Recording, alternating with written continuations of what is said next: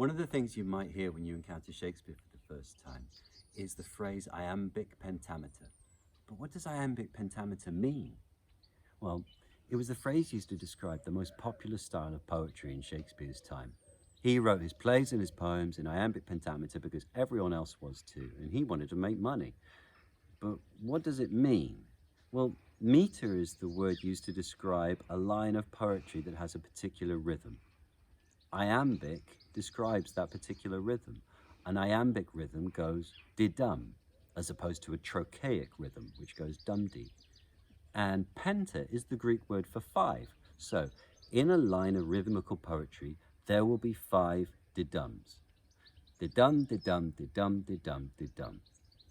All well and good. Shall I compare thee to a summer's day?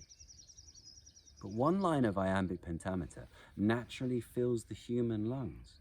And that di-dum, di-dum, di-dum, di-dum, di-dum rhythm, well, you hear that rhythm all the time. It's with us every day.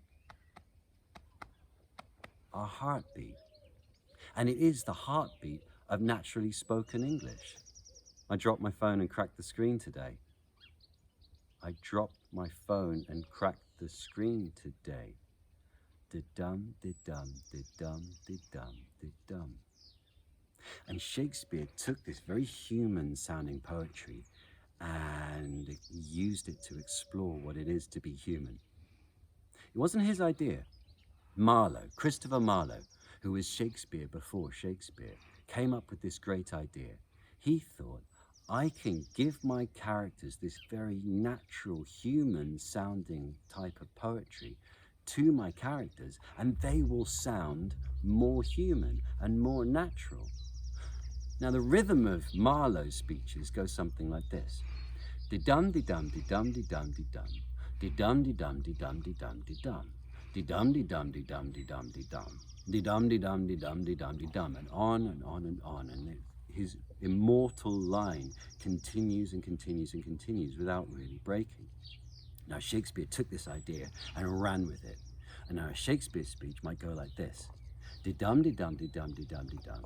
Di-dum, di-dum, di-dum, di-dum, di-dum.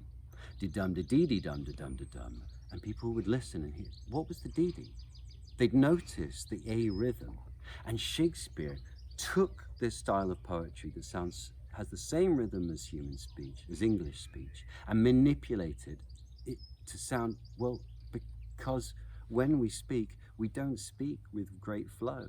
We stop and we start and we hesitate and we stutter. So Shakespeare manipulates that rhythm to make his characters sound even more human.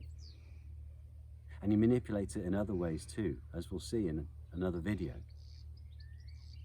As the great Shakespeare scholar Neil Freeman said, the way that Shakespeare manipulated this poetry was to allow for the heartbeat in his characters and the heartbreak.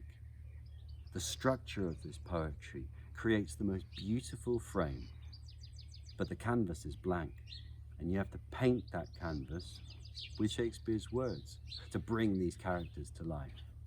One more thing about iambic pentameter. It's built to be remembered.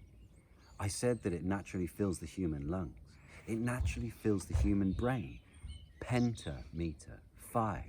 The brain naturally can hold 5 things at any one time. And I can prove this with the help of my trusty cameraman father. Go ahead, Dad. 1. Receive. Receive. 2. Deceit unknown. Deceit unknown. 3. Perforce accept remain. Perforce accept remain. 4. Offend become dislike sustain. Offend become dislike sustain. 5. Involve unkind express beloved return. Involve unkind express beloved return. 6. Receive deceit unknown accept remain offend. Receive deceit unknown accept remain. It definitely gets harder with 6. And of course, if you add in meaning and punctuation and all the other things that Shakespeare does, it's a lot easier to remember. That's iambic pentameter.